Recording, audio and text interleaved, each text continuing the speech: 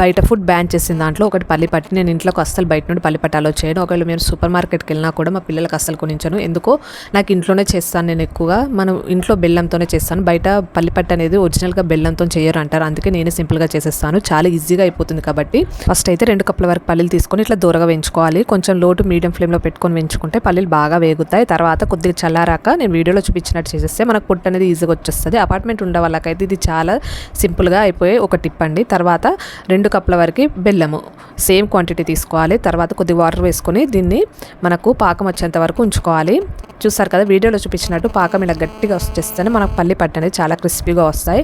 తర్వాత పాకం వచ్చాక దాంట్లో మనం వేయించి పక్కన ఉంచుకున్న పల్లీలు వేసుకొని బాగా కలుపుకోవాలి. తర్వాత మీరు ప్లేట్లో అయినా దీన్ని వేసుకోవచ్చు. నేనైతే ఎక్కువగా ప్లాట్ఫామ్ పైనే ఆయిల్ అప్లై చేసుకొని ఇలా బటర్ పేపర్ పెట్టి ఇలా దాటిచ్చేయండి. మీ దగ్గర లేకపోతే చపాతీ కోలకి ఆయిల్ అప్లై చేసి చపాతీలా చేసేసి ఇట్లా వీడియోలో చూపించినట్టు కాట్లు పెట్టేసుకొని కొద్దిగా చల్లారాక ఒక 10 మినిట్స్ అవుతుంది తీసేసి ఈజీగా వచ్చేస్తుంది. అంతే అండి. కట్ చేసుకుంటే క్రిస్పీగా భలే రుచిగా ఉంటాయి. నచ్చితే ఒక చిన్న లైక్ ఇవ్వండి. లైక్ ఇవ్వండి, అలాగే సబ్స్క్రైబ్.